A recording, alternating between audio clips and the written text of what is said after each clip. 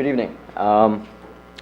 This is my 10th year on the Technology Advisory Committee, which I actually founded with Mayor Dixon in the past, 10 years ago. I can't believe it hasn't been that long already. And my 9th year serving as chairman. Our charge is pretty straightforward. It's just to help the city solve technology challenges and evaluate new technology opportunities when they show up. And on the flip side, be able to bring new ideas from the private sector in terms of concepts and policies from different walks of life for the city. I can tell you we currently have our strongest group of members that we've had to date. And that's true for all the years, and that's not discounting anybody from the past. We just hit a pretty good core group right now. I was particularly proud to hear Mayor Radis mention so many of our initiatives during her State of the City address.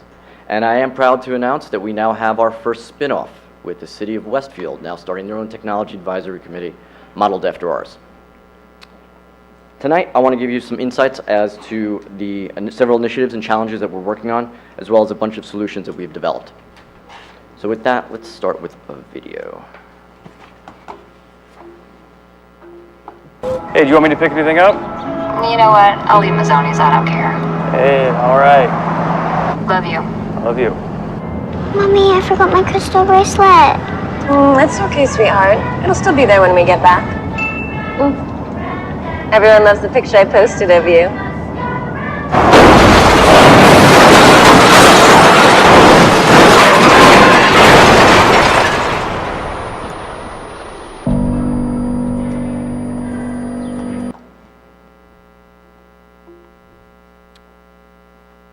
All right.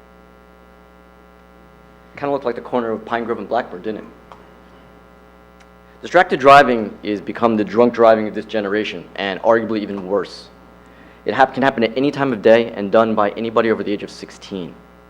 We've worked with Chief Weck for several years now, and he's done a great job of educating and enforcing on this topic. However, we need to further support his efforts in order to do more. So, the first current easily implementable initiative that we developed, we call it Bluetooth by Parking Services. Really straightforward, kind of like when everybody had their first baby, you didn't know how to put that car seat into the car, so you went to the fire department in some towns, and sometimes you went to the police department. Well, here we'll be going to you'll be able to schedule time with parking services to have them hook up your phone to your car. Very straightforward, very easy. They'll handle, obviously once you have your phone paired to your car, it can handle calls, which putting a phone to your ear to make a phone call, that's been illegal for 20 years now. So anytime you see somebody doing that, they should just really know better. But you can also start doing more advanced functionality now as well through Bluetooth. People are changing cars and phones enough that expecting just the dealers to be able to be the ones that hook it up just is not realistic. So this is something that we can do at any time. It can be done every week. Our committee will work with the parking services group. We're going to give them a booklet as well as some training on how to do this for just about any type of car. So anybody can just make schedule time, go in, and they'll hook you up. This is a relative no-brainer to help out our police department and increase safety, if even marginally so. Here are a couple stats just for keeping score at home for distracted driving. 70% of people engage in smartphone activities while driving. 4 in 10 drivers will use some kind of social media while behind the wheel. Writing an average text message takes about 5 seconds, and at an average speed of 30 miles an hour, that means you can cover the length of a football field. And 49% of commuters admit to texting while driving. 10% plus of all fatalities are now directly traced to distracted driving. And that doesn't even include the ones that just didn't get caught. And yet, antithetically, 95% of drivers disapprove of distracted driving, but the math shows that they're still doing it. My personal favorite is that 10% of drivers believe that they can safely video chat while driving. I've worked in the mobile industry for 20 years, and I can tell you that there are more distractions coming. And in some ways, they're getting worse. Someone is not immune to these statistics, and it's only a matter of time till this hits our streets, or more accurately, until a 5'3" mother in a 19-foot Suburban who just had to make that Facebook post hits and kills an 8-year-old kid on Springfield Avenue. We have a chance to do the right thing now. Or to put it another way, do you want to be the city council that lets this happen on your watch? Our committee has been trying to make this a city council priority for several years now. Last March, we provided a detailed issue briefing and a no phone touching policy, which was proven out by the state of California, to 2 city council members, and yet nothing of substance came from it. We must do a whole lot more. It will be a lot cheaper to act proactively today as opposed to acting responsibly after our first fatality. The committee believes we can start by doing this with a local marketing campaign. And we'd ask the council to allocate a budget of $5,000 with which to do so. Don't worry, this isn't going to require any new budget. I'll explain a little bit later how we're going to get to that money. The second initiative is just working on larger stuff with parking services. We're working with Rita and her team to evaluate new options and technologies. Right now, that is basically on data mining and marketing programs to help them get more from the programs that are currently running. So 3 easy examples. We're helping them maximize the benefits that they're getting out of the appropriated Lyft program spots already. Leveraging more opportunities from Park Mobile to increase revenue for the city and as well as profitability. And helping evaluate a new data visualization system that she's currently being pitched.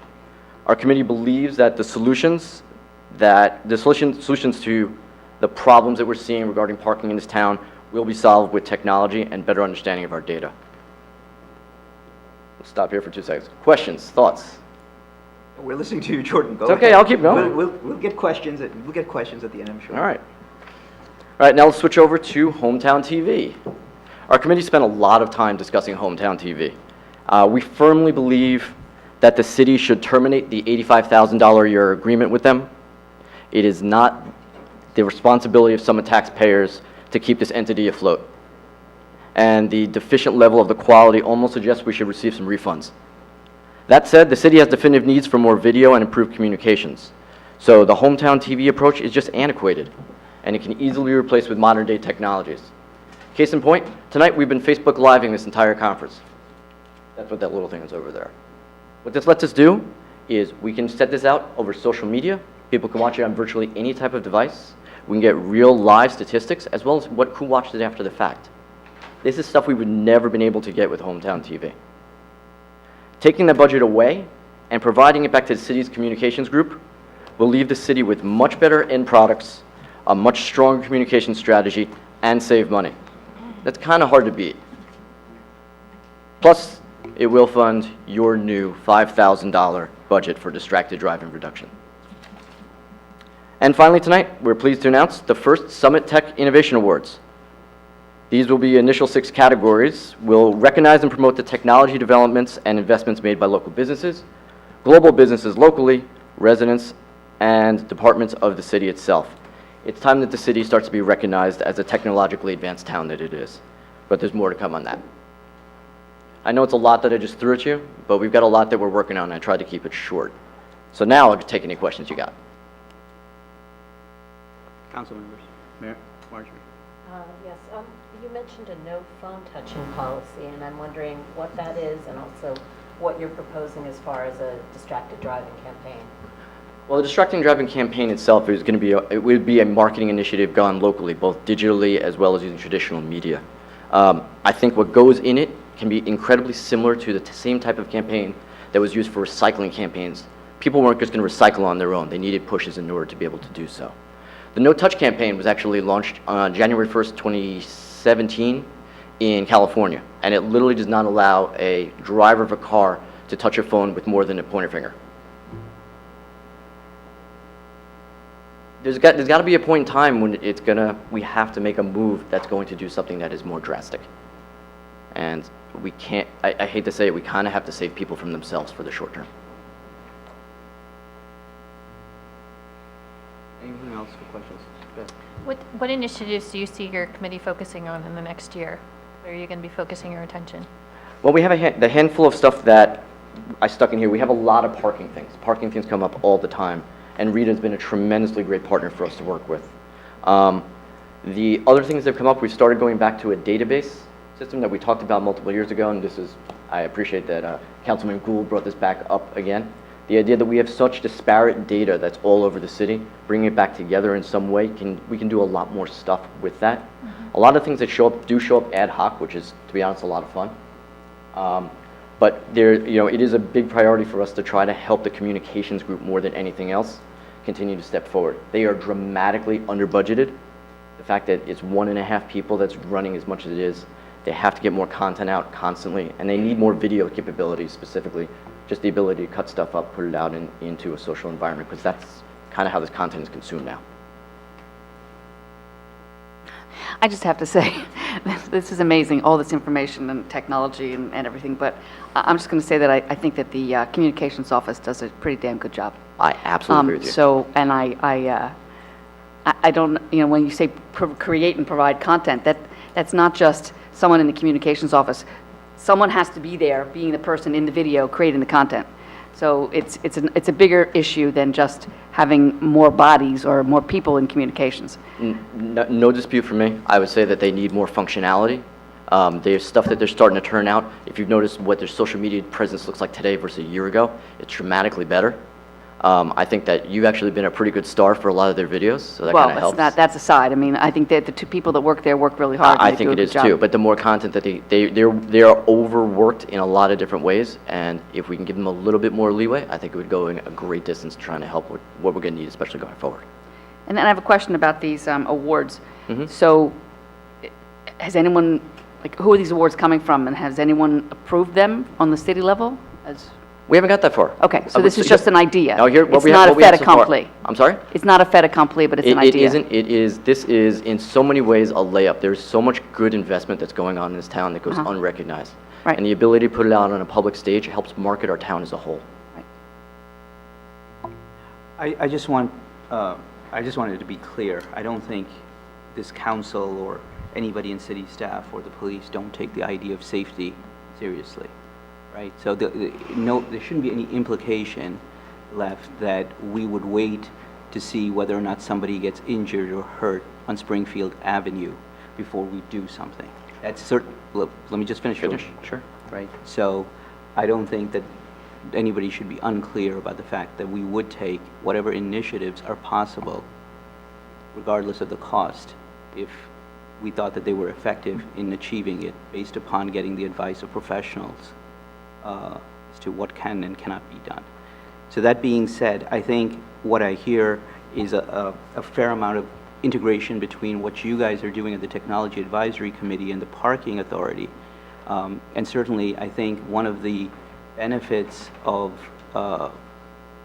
having the Technology Advisory Committee is particularly in the area of parking, because we've been trying to avoid having to construct a large-scale garage and use technology to our benefit. So I'm glad to hear that we're working and trying to enhance the lift capability, that we're trying to use Park Mobile and whatever other means. I would ask you guys to look at whether or not, there is, like in New York City, there's Chariot, which seems to be like a minivan or a jitney service. Look into that, see if there's a public-private partnership that's possible with respect to that. But one of the other things that I want also, I would think that the Technology Advisory Committee could help on or be useful with, is we're going to be looking more at economic development. And I wouldn't say that you should, there's ways of getting to a smart city and using technology towards the smart city that I think would be beneficial. With respect to hometown TV, that's an issue that's being currently thought through in council. We all recognize the costs associated with it. We also recognize that there's a segment of the population that gets the benefit of seeing hometown television. And it's a balancing act for us, because one of the things that you don't want to do is deprive that segment of the population that may otherwise not have access. And don't use Facebook, and don't do live streaming, and don't get on the computer, but simply turn on the old-fashioned TV, turn on the channel, and look at it, and get information. That they shouldn't be deprived of having the transparency of their government displayed to them, and to understand what's going on. And so, while we understand the costs associated with it, it's something that we are discussing internally, and we'll figure out how that goes. But we appreciate the fact that you guys did look very carefully at that agreement and came up with some suggestions and ideas, and something that through your council liaison, certainly it's an issue that's still live, still under consideration, and we'll give it further thought. We're the only town that pays full dues to hometown TV. We paid them $85,000. That's half of their operating budget. Okay, actually, they don't have an operating budget. We just see financials after the fact. We can play this all the time. How about this? If we just went to a la carte like everybody else, what's wrong with that? I don't disagree with you. If you want to be able to program on regular television, that's fine. And we're not necessarily, by the way, against that, just not this cost structure. Jordan, I assure you, we are considering exactly the same set of issues. But we understand also that this was an issue that was raised by the Technology Advisory Committee last year. It was among the things that you guys had raised last year. Last This March, year, David, I'm sorry, Council President, yes, we're going real slowly, and it's drip, drip, drip of taxpayer money. We could just use it for so much better stuff. This is a different council. This is different. We're looking at it differently. We'll think about it differently.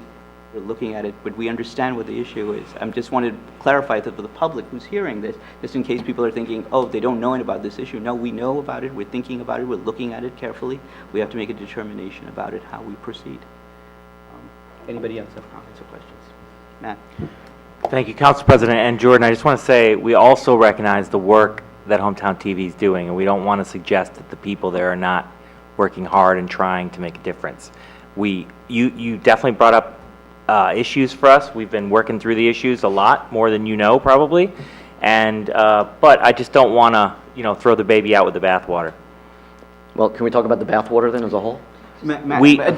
Jordan, We cannot, I just wanted to. Okay, I'm not going to go too much out, but try This is this. a report. It is the content that we're producing as a whole that goes out there into the world, that's a marketing effort for this town, and you should make sure that that stands on par with what you would want the town to be represented as. No, we appreciate that, Jordan. Okay. Anybody else? Okay. Thank you, Jordan, and thank the members of your committee.